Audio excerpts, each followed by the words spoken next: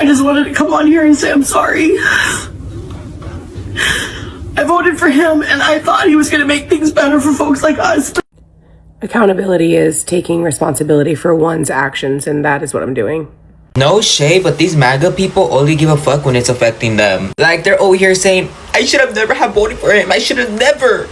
But thanks to you, we're in this fucking mess. Like, we told y'all he was gonna do this shit. And no, y'all wanted to vote for him. Like, we all been knowing this. Like, people who voted for Kamala, no, we've been knowing this. Like, we knew he was gonna do this. Like, we knew he was gonna fuck us up big time. And y'all still voted for him. So, no, y'all shouldn't be fucking crying because this is your fault, bitch. You lay in it. Even though it's affecting us too, bitch, you lay in it. Don't be saying, oh, I should never have done this. No, bitch, fuck you.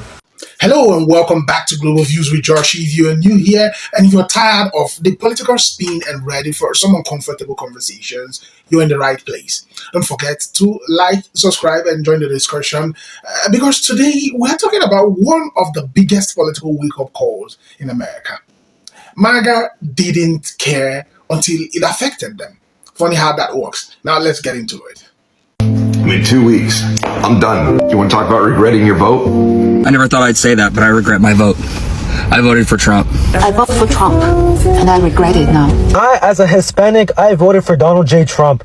Dude, I regret it so much, man. I am regretting my vote for Donald Trump. I voted for Donald Trump, and now I regret it. A lot of people who were like me voted for Trump and have to account for that. I regret voting for Trump. So deeply regret my vote for Donald Trump. I regret voting for Trump. I was a dumbass, voted for Trump. It was the worst decision I ever made. I've seen the light, and I got out of MAGA. People are having their power bill. They can't pay the power bill. They're having the power shut off. They can't pay for it. How bad is this going to get? I often wonder. Like, he is so out of touch. Hold on. What did you just say about Trump? I said, Trump's a fucking liar. Inflation's going up. Gas prices hasn't really come down that much. Eggs? That's the funny one. The eggs. I'm mad. And I'm a MAGA man. Okay? I don't see anything he's done. So is it safe to say that the illusion has faded? I think it has, yes. You know, I was for him. Yeah, I want to jump on the bandwagon of saying that I regret my vote for Trump. My whole family does. My husband and I own a farm in Ohio that was funded through the Inflation Reduction Act, which Biden signed into law. And now the executive orders from Trump are rolling back all of that funding for us. So of my money. Don't you give $20 billion of our money to the leader of Argentina so that he can just give it over to Netanyahu. Now, listen, you need to start doing the will of the people, not what you think. You are becoming a dictator, and I'm telling you that right now. You are not doing. I will not be supporting him anymore. He's part of the deep state. He's committing genocide as we speak in Israel. And we all need to start waking up. He was saying this is the greatest deal for peace in the Middle East. Everybody agrees with us. Everybody's on board. It's going to be a great thing.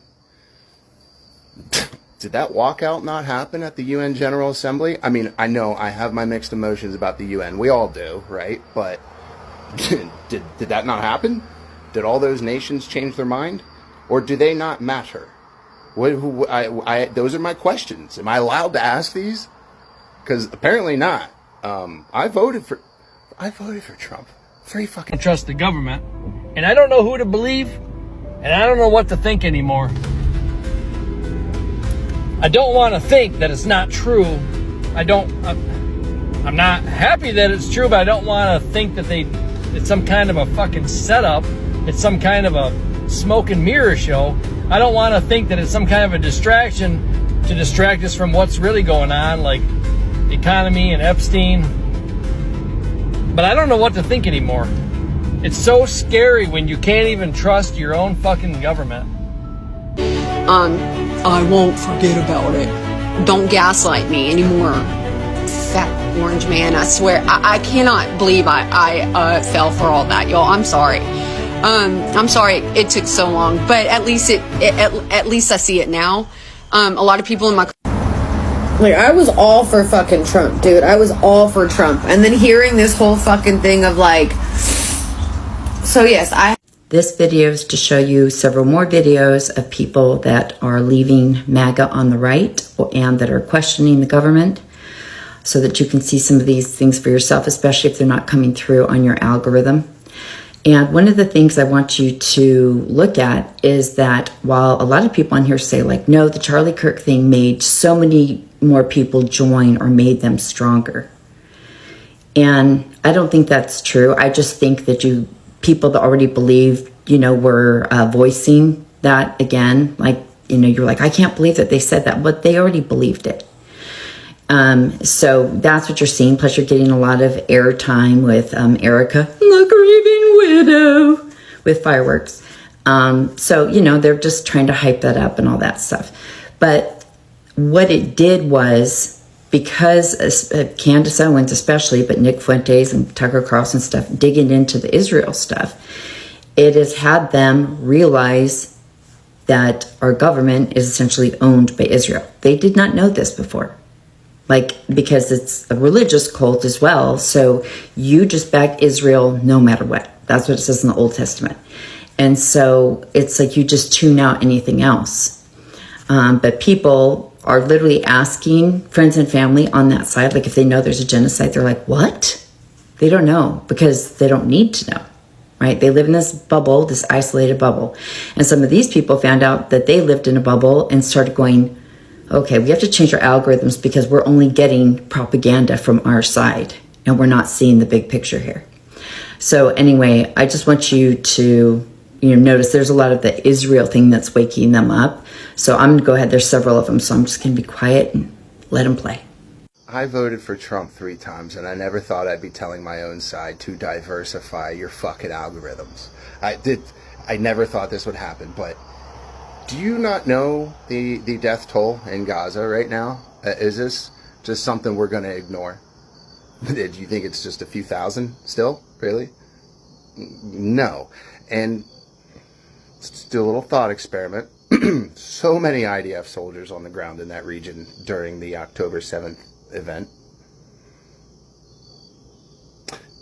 And not to mention, reinforcements could have been there within an hour.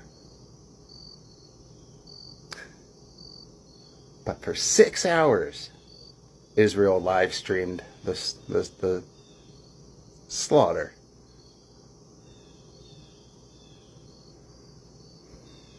Just think about that. I don't know what to think anymore. I literally trust nobody. I don't trust anybody, man. Definitely don't trust the government. And I don't know who to believe, and I don't know what to think anymore. I don't want to think that it's not true. I'm not happy that it's true, but I don't want to think that it's some kind of a fucking setup. It's some kind of a smoke and mirror show. I don't want to think that it's some kind of a distraction to distract us from what's really going on, like the economy and Epstein. But I don't know what to think anymore. It's so scary when you can't even trust your own fucking government. And it just seems like this whole thing is nothing but deception, corruption, lies, division. This country has never been more fucking divided than in the last 2 weeks. Look at the fucking mess. Look at the fighting and the arguing and the backstabbing and the lying and the turning in and the accusing this person of that and that person of that. The left hates the right and the right hate the left. This is fucking insane. He doesn't care about anyone in this country. He wants to take away your health insurance, your kids' health insurance, your kids' education. He wants to take away the safety of the United States. He appointed a bunch of morons to all his cabinet positions. Nobody who's going to help a single one of us. Just let go. No one's going to blame you. We're happy if you leave. You'll be happier if you leave too.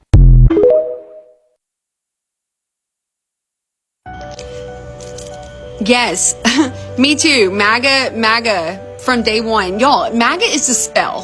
First and foremost, it's this patriotic Christian talking points, very just when it's an echo chamber of information that we get our news from, Fox News, people that you learn to love and trust, and whenever they lied about the shooter, like, I realize they're lying and have been lying to me for over a decade now since I've been. Mr. Trump, see this? I was your supporter. I was your supporter. I used to love you. I used to vote for you. I used to believe in you. But don't you dare give any of my money. Don't you give $20 billion of our money to the leader of Argentina so that he can just give it over to Netanyahu. Now, listen to you. You need to start doing the will of the people, not what you think. You are becoming a dictator, and I'm telling you that right now. You are not doing what you said you were going to do. You say you are, but you're not, and you're dragging feet. You're dragging your feet. And how about your son-in-law in bed with Netanyahu? Your son-in-law, Jared Kushner. No wonder. God damn it. You are not taking care of that swamp in Israel.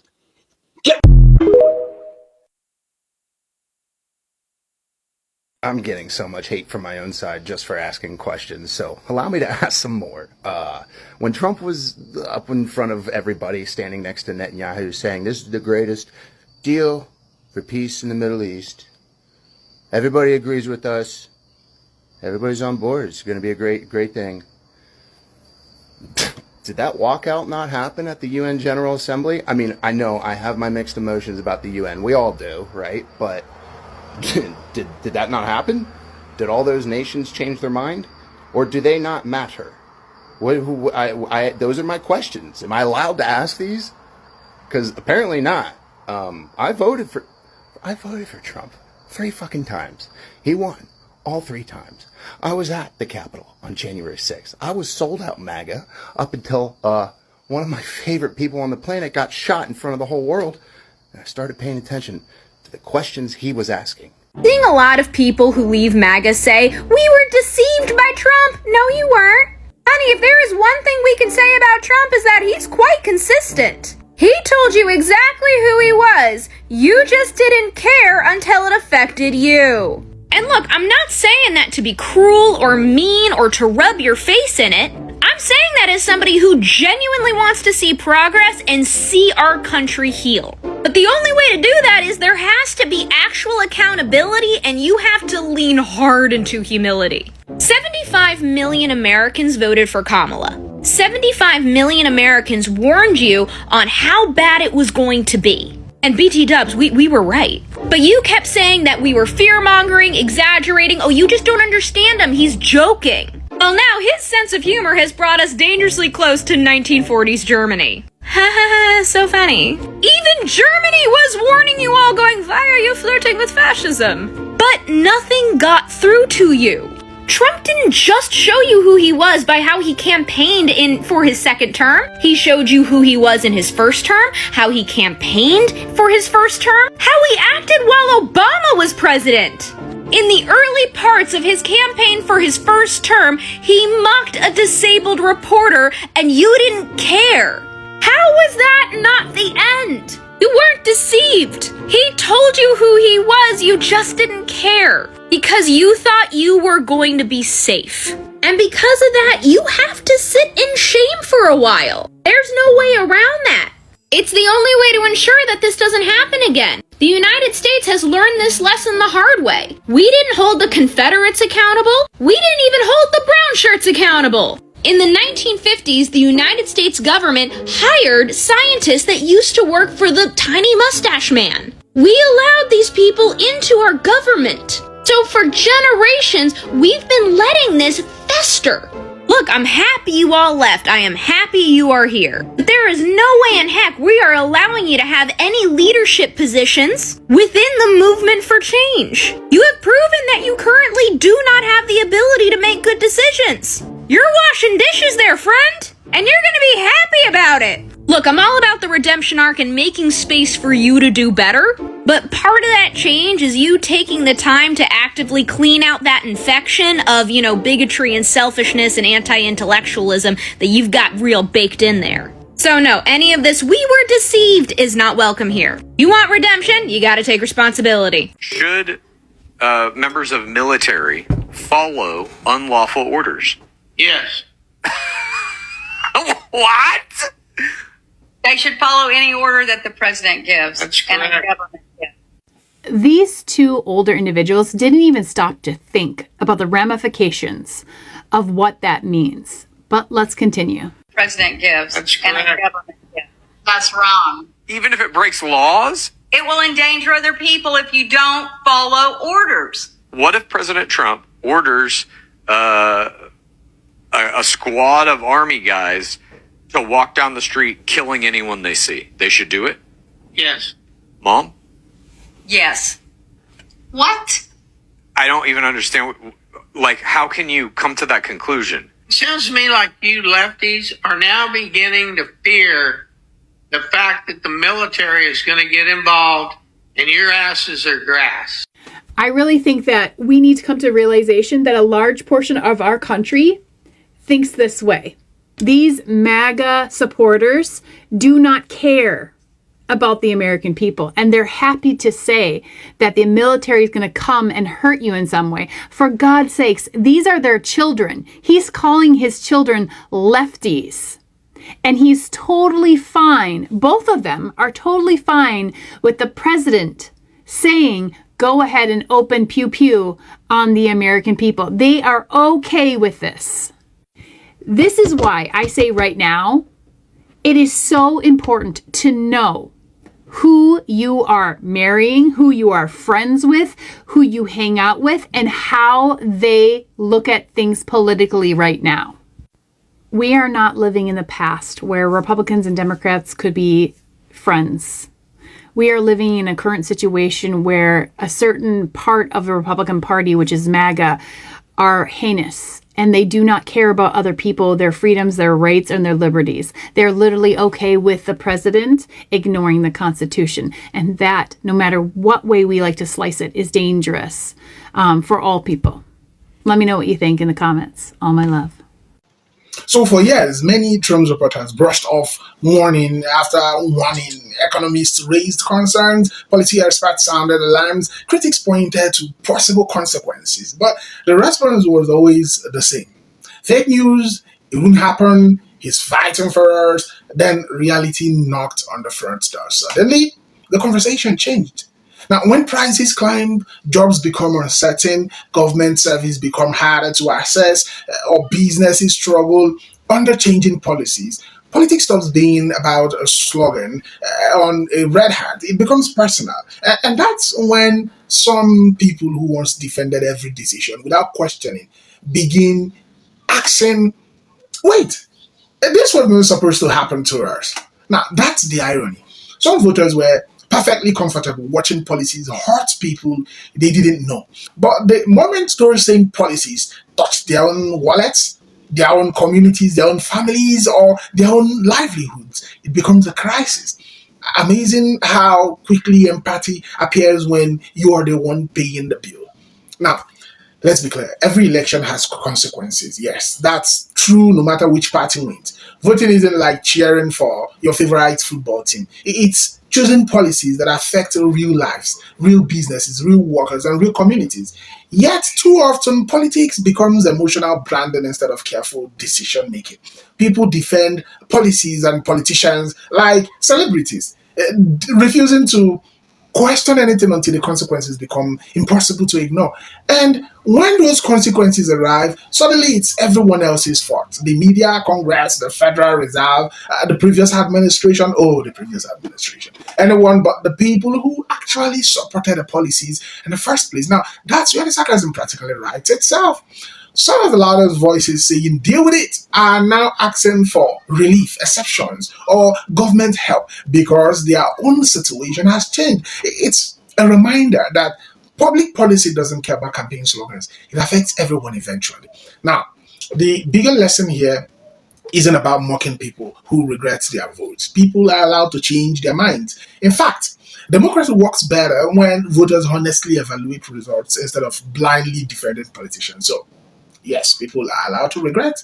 Now, the real question is whether those lessons will last beyond the next election cycle. You see the problem now? Will voters start paying more attention to policies instead of personalities? Will they demand accountability from leaders they support instead of giving them a free pass?